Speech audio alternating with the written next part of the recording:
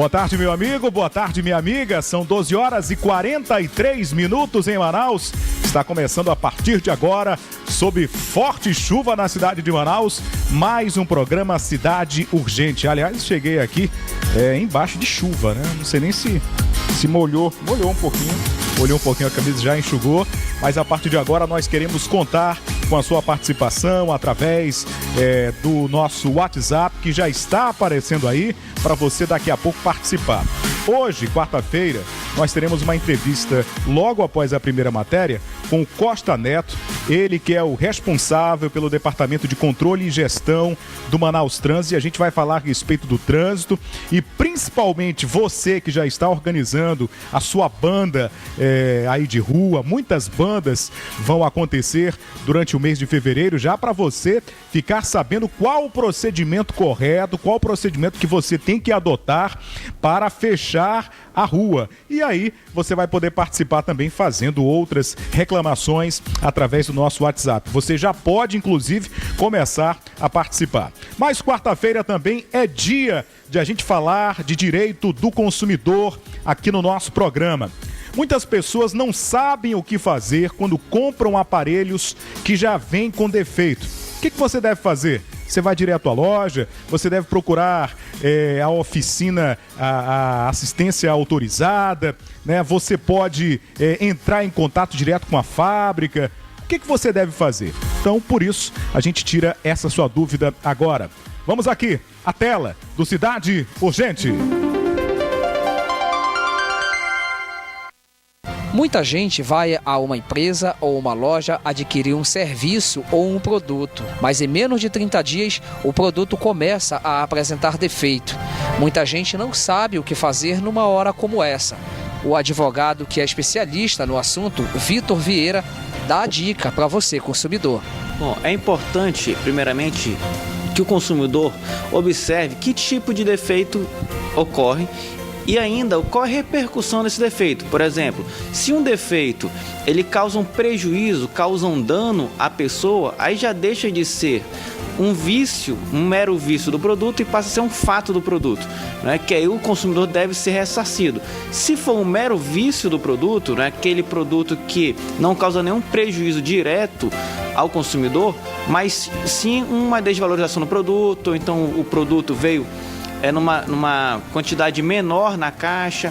Aí nesse sentido nós temos o consumidor, ele tem 30 dias para reclamar desse produto aí não durável e 90 dias do produto durável, que aí ele pode, a sua escolha, isso é muito importante, que o consumidor pode, a sua escolha, pedir abatimento no preço, né? Ele pode pedir um desconto, né? Já que o abatimento no preço na realidade é um desconto nesse produto. Ele pode pedir a substituição desse produto por outro que esteja a contento conforme a indicação do fornecedor, ou ainda pedir a devolução do dinheiro de volta. Agora, é importante observar que esse direito de escolha é um direito do consumidor.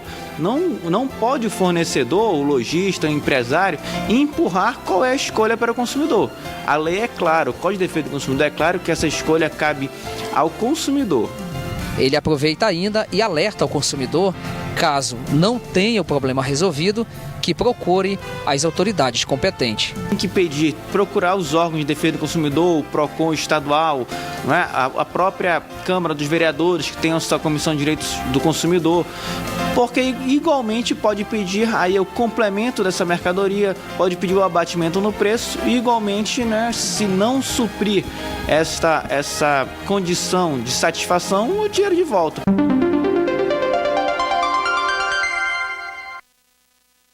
E é o nosso quadro Em Defesa do Consumidor que você acompanha aqui no nosso programa. Então, só para reiterar o que foi falado, primeiramente, o doutor falou em produto durável e não durável e os prazos. Vamos imaginar que você comprou uma camisa e essa camisa veio com algum problema. Você tem o prazo de 30 dias, porque se trata de um bem não durável, para que a loja ela possa resolver esse seu problema. Agora, em se tratando de um bem durável, vamos imaginar uma máquina de lavar, você tem um prazo de 90 dias. E aí, o que tem que ser feito nesse prazo de 90 dias? Caso esse problema seja um problema realmente insanável, não vai se resolver, por exemplo, a máquina ela vai persistir com aquele problema, então o que você pode? Você pode pedir um novo produto, um produto que possa estar em perfeitas condições. Você pode pedir o seu dinheiro de volta ou, de repente, se o defeito não for um defeito assim tão grande, você verificou que depois de 90 dias tinha lá no pé da lavadora, estava amassado esse problema, de repente você pode voltar lá e conseguir até um abatimento no valor desse produto. São as dicas e são as dúvidas que a gente vai tirar sempre aqui para você em defesa do consumidor aqui no nosso programa. Mas, agora sim, temos aqui o nosso querido Costa Neto, ele que é o responsável pelo Departamento de Controle e Gestão do Manaus Trans, chegando aqui no nosso programa para tirar também as dúvidas dos nossos telespectadores. Boa tarde, Costa. Boa tarde, Álvaro. Boa tarde a todos os telespectadores da Bandeirante. A gente sabe que vai começar aí a época das bandas de carnaval. Daí as pessoas vão fazer a sua festa no meio da rua. Tem pessoas que acham que, não, aqui a rua é pequena, né? Todo mundo se conhece, aqui não vai dar nenhum problema, a gente vai fazer aqui, vai fechar e vai fazer dessa maneira mesmo. Mas existe todo um procedimento que as pessoas que trabalham todos os anos com isso devem seguir. O que a pessoa que vai fazer a sua banda de carnaval, fechando uma rua, deve fazer, Costa? Exatamente. Embora a rua seja pequena, nós temos que estar observando principalmente o impacto que isso acontece lá no entorno, com o vizinho, com barulho, com o transporte coletivo, principalmente, nós temos que estar extremamente atentos quanto a isso. Para aqueles que vão fazer a banda, é necessário, primeiramente, buscar o SMTU para verificar o impacto dessa banda na avenida que eles estão escolhendo. Por exemplo, se há transporte coletivo passando nessa avenida, o impacto é bem maior devido à quantidade de pessoas que trafegam nos transportes coletivos. Então, nós temos que ter a sensibilidade para que, se não tem jeito, precisa ser feito naquela avenida, tudo bem, mas que nós possamos estar encontrando meios para fazer o desvio do transporte coletivo sem trazer tanto impacto, principalmente nas paradas de ônibus que acaba acarretando na vizinhança. Primeiro passo, vai até o SMTU, verifica se há transporte coletivo passando naquela avenida.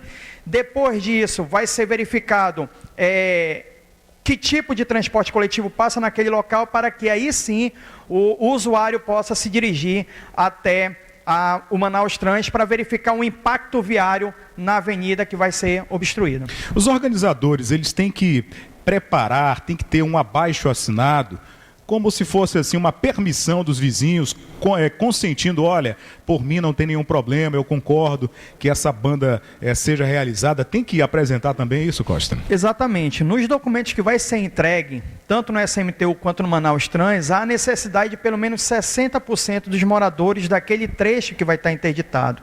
É necessário também que o solicitante ele informe o dia e o horário e o tempo de interdição que vai permanecer interditado.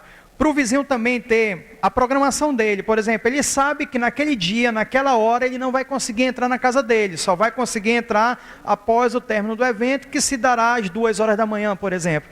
Então é necessário o solicitante estar informando essas condições para a gente, e principalmente um esquemático, um mapa do local, informando qual é a rua que vai estar interditada e quais são as possíveis ruas que possam servir como desvio de fluxo.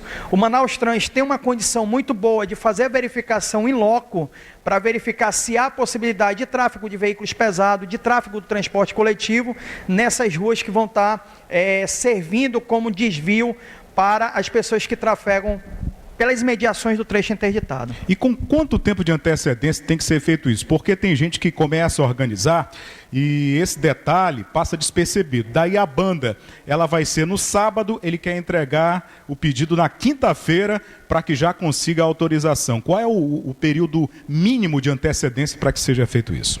Com relação ao Manaus Trans, nós abrimos para 72 horas, até 3 dias de antecedência, a gente consegue fazer um planejamento muito bom para fazer o atendimento dessas bandas.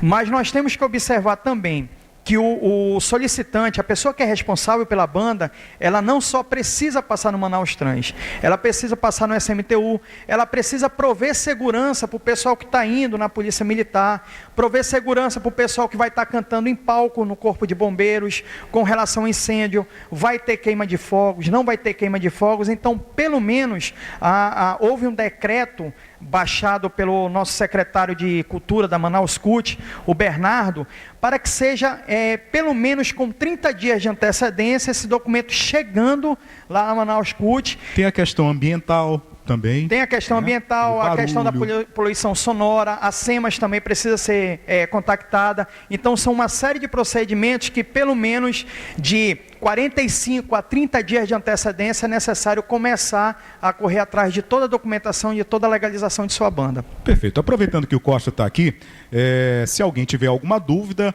né, pode entrar em contato via WhatsApp para tirar a respeito dessa questão de bandas. Mas eu não quero ficar somente nesse quesito banda. A gente tem outras questões.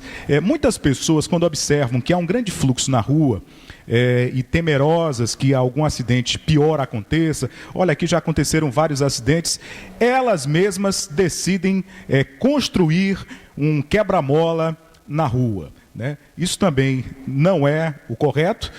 Isso deve ser feito de que forma deve ser comunicado ao Manaus Trans para que isso possa acontecer?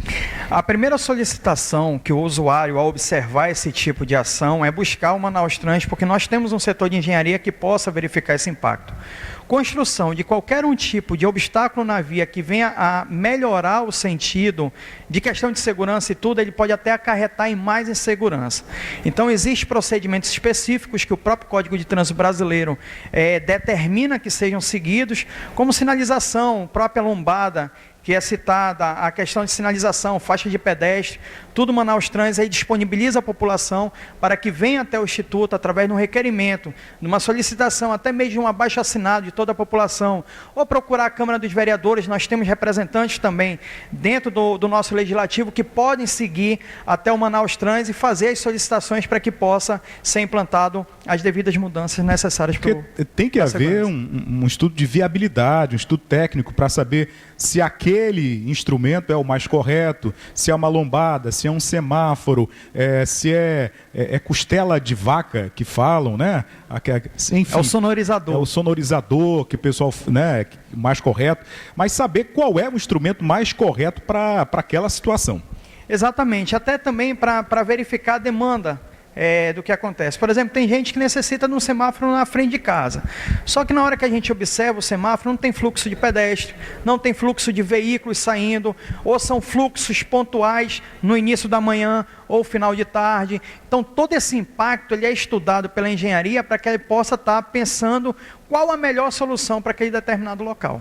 Costa, nós temos recebido muitas reclamações, inclusive nós já fizemos matérias, algumas nós tivemos êxito com relação a carros que ficam abandonados em vias públicas, ou aquelas oficinas mecânicas, né, o dono ele tem lá uma quantidade grande de carros, não tem o espaço para colocar na oficina, então ele decide, bem, agora a rua vai ser a extensão da minha oficina.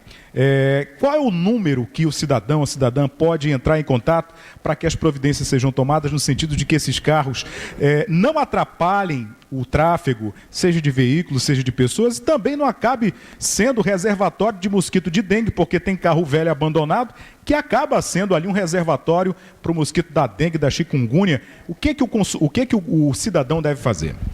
O 0800 092 1188 é o nosso telefone operacional do Manaus Trans, 0800 092 1188. Para verificação de oficina, geralmente quando nós chegamos nessas oficinas, nós damos um prazo para o proprietário da oficina que ele possa retirar esse veículo do meio da via. Tanto em calçada, as calçadas são muito ocupadas, quanto a via também. Após esse prazo expirado, nós chegamos até o local com o nosso guincho e todo ele é removido para o nosso parqueamento para que efetivamente nós proporcionamos a calçada para o pedestre caminhar.